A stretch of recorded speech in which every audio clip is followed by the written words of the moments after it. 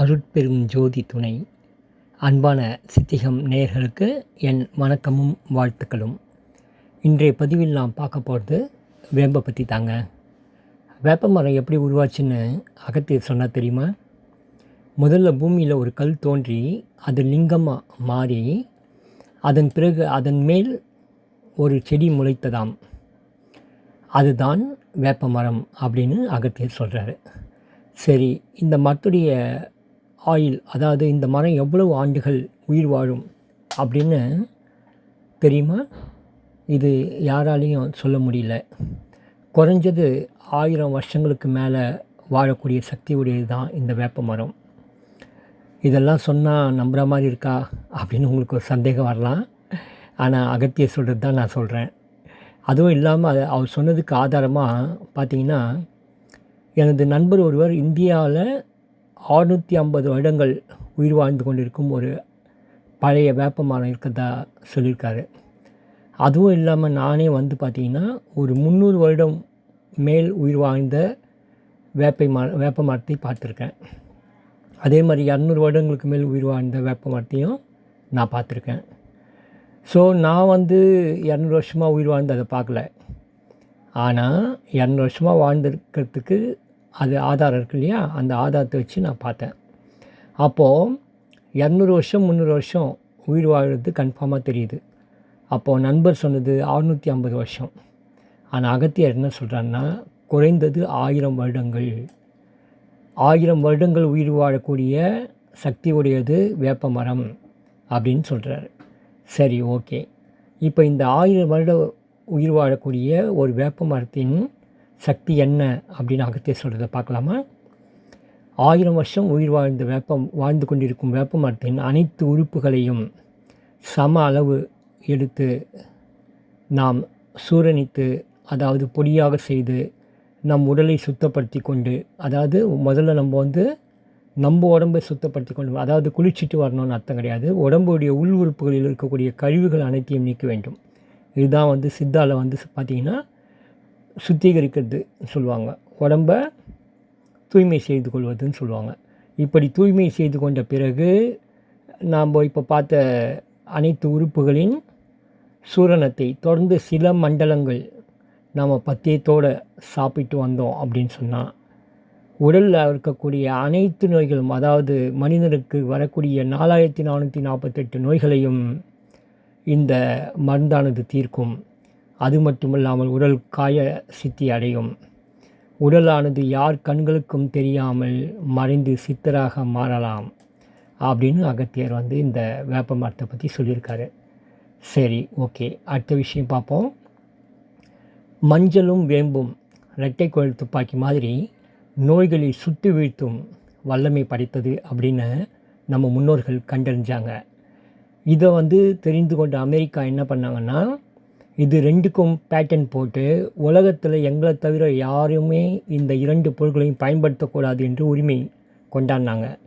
அந்த சமயத்தில் இது தெரிஞ்ச இந்திய அறிவாளிகள் இதுக்காக கோர்ட்டு வழக்குன்னு அலைஞ்சி, இது எங்களுடைய பாரம்பரிய மரம், இதை நாங்கள் விட்டு கொடுக்க மாட்டோம் அப்படின்னு கோர்ட்டில் வழக்கு தொடுத்து மீண்டும் நமது வேப்ப மரத்தை இந்தியாவுக்கே சொந்தமாக்கி கொண்டார்கள். சரி, இந்த வேப்ப மரத்தில் எத்தனை வகை இருக்குது அப்படின்னா, குறைஞ்சது ஒரு 10 வகைக்கு மேலே இந்த வேப்ப மரத்தில் இருக்குது. ஆனால் நம்ம இப்போ இந்த பதிவில் நம்ம பார்க்க போகிறது சாதாரண வேப்ப மரத்தை பற்றி தான். அதாவது வீதிக்கு வீதி நம்ம கண்ணில் படக்கூடிய இந்த வேப்ப மரத்தை பற்றி தான் இப்போ நம்ம பார்க்குறோம். இந்த வேப்ப மரத்துடைய வேர்பட்டை, பட்டை, இலை, கொழுந்து, பூ, பிஞ்சு, காய், விதை, பழம், வேப்பம் பால், வேப்ப நீர்க்கு என்று அனைத்து பாகங்களுமே மருந்தாக மாறி மனிதர்களை வாழ வைக்கிறது என்று சொன்னால் ஆச்சரியமாக இருக்கும். ஆமாம், அப்படி தான் இந்த வேம்பில் அவ்வளவு பெரிய ஒரு மருத்து சக்தி இருக்கிறது. சரி, அப்படி என்ன தான் இந்த வேப்ப மரத்தில் இருக்குது, அதோடைய சூட்சம் தான் என்ன அப்படின்னு பல வருடங்கள் ஆய்வு பண்ணி பார்த்ததில் ஒரு சின்ன ரகசியம் கண்டறிய முடிந்தது. அதை நான் உங்களோட பகிர்ந்துக்கிறேன். அதாவது மனிதனுக்கு நோய் வருவதற்கு என்ன காரணம் அப்படின்னா, வாத பித்த கபம் என்ற 3ம் உடலில் இருந்து அளவு குறைந்தாலும் அதிகரித்தாலும் நோய் வரும் என்பது பொதுவாக மக்களுக்கு தெரியும். இதை வந்து 2500 வருஷத்துக்கு முன்னாடியே திருவள்ளுவர் இதை வந்து ஒரு திருக்குறளில் சொல்லியிருப்பார். இந்த 3மே நம்ம உடம்புல அறுசுவையை மையமாக கொண்டு உருவாகிறது. அதாவது 6 சுவைகள் இதை பேலன்ஸ் பண்ணுது. அப்போது இதில் வந்து பார்த்திங்கன்னா இந்த அறுசுவையில் ஒரு சுவை வந்து கசப்பு சுவை. நீங்கள் வேப்ப இலையை வந்து சாப்பிட்டு பார்த்தீங்கன்னா கசப்பாக இருக்கும். ஆனால் இந்த வேப்ப இலையில் வரக்கூடிய கசப்பு மற்ற உணவுப் பொருள்கள் இருக்கக்கூடிய கசப்பு ஒன்றா அப்படின்னு கேட்டால் இல்லை. அதாவது ஒரு பாவக்காயில் கசப்பு இருக்குது, ஒரு கடுகில் காரமும் கசப்பு இருக்கும். அதே மாதிரி பார்த்திங்கனாக்கா நிறைய பொருள்களில் கசப்பான சுவை இருக்குது. ஆனால் அந்த கசப்புகளும் வேப்ப மரத்தில் இருக்கக்கூடிய கசப்பும் ஒன்றா என்றால் கிடையாது. ஏனென்றால் மற்ற கசப்பு சுவை உடலில் அதிகரித்தால் நமக்கு நோய்கள், கசப்பால் வரக்கூடிய நோய்கள் அதிகரிக்கும் போது, ஆனால் அந்த கசப்பால் வரக்கூடிய நோய்களை தீர்க்கக்கூடிய கசப்பான மருந்து தான் இந்த வேப்ப மரம். அதாவது நம்ம கசப்பு உடம்புல அதிகமாகிடுச்சுன்னா என்ன பண்ணுவோம்?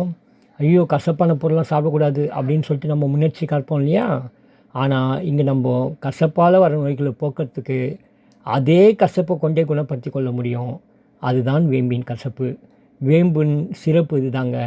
இந்த கருத்து மருத்துவ உலகிற்கு அடியேனின் சிறிய காணிக்கையாக நினைக்கிறேன். ஏன்னா இந்த கசப்பால் வெல்ல முடியும் என்பதை நாம் உணர வேண்டும். இப்போ என்னென்ன நோய்களுக்கெல்லாம் வேப்ப பயன்படுத்தலாம் அப்படின்னு சொல்லிட்டு பார்த்தோம் அப்படின்னு சொன்னால், இது மிகப்பெரிய பதிவாக போய்டும்ன்றதால ரொம்ப சுருக்கமாக இந்த பதிவை நம்ம முடிக்கலாம். வேப்பிலையை பார்த்திங்கன்னா முதல்ல தண்ணியில் கொதிக்க வச்சு அந்த நீரை உடலில் வெளிப்புறமாக நம்ம பயன்படுத்திட்டு வந்தோன்னா பல தோல் நோய்கள் குணமாகும். அதே மாதிரி வேப்பிலையை வெந்நீர் தெளித்து சாறு எடுத்து குறைஞ்சது ஒரு 25 மில்லி அளவு தினமும் காலை மாலை குடிச்சிட்டு வந்தோம் அப்படின்னு சொன்னால் மஞ்சக்காமாலை நோய் குணமாகும். அதாவது கல்லீரலை சரிப்படுத்தும்.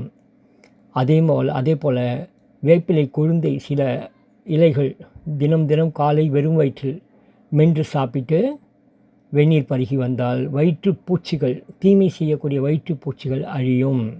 அதனால் ஜீரண கோளாறுகள் நீங்கும். அதே போல் வேப்பம் பழத்தை கொஞ்சம் எடுத்து தண்ணியில் கரைச்சி அதனுடைய கொட்டையை நீக்கி, தோல் கொட்டையை நீக்கி நம்ம வடிகட்டி பருகி வந்தால் உடலில் நோய் எதிர்ப்பு சக்தி அதிகமாகும். அதே போல் வேப்பம்பட்டையை நம்ம வந்து உடைத்து சிறிய துண்டுகளாக்கி, அதாவது குறைந்தது 100 வருடங்களான வேப்ப மரத்துடைய அனைத்து பொருள்களுமே நமக்கு மிகவும் அதிகம் பயன் தரக்கூடியது. அதனால் வேப்பம்பட்டையை வந்து பார்த்திங்கன்னா மருத்துவர்கள் 100 வருடம் பழமையான வேப்ப மரத்துலேருந்து பட்டை எடுத்து மருந்துகள் செய்வது நலம். அதனால் இந்த பழைய வேப்ப மரத்துடைய பட்டையை எடுத்து அதோட சீந்தில் தண்டும் நிலவேம்பும் சேர்த்து சம அளவு எடுத்து அதில் 8 டம்ளர் தண்ணீர் விட்டு, இப்போ இது வந்து மொத்தம் சேர்த்து நம்ம வந்து ஒரு 30 கிராம் எடுத்துக்கிறோன்னு வச்சுக்கோங்க. அதில் 8 டம்ளர் தண்ணீர் சேர்த்து ஒரு பங்காக சுண்ட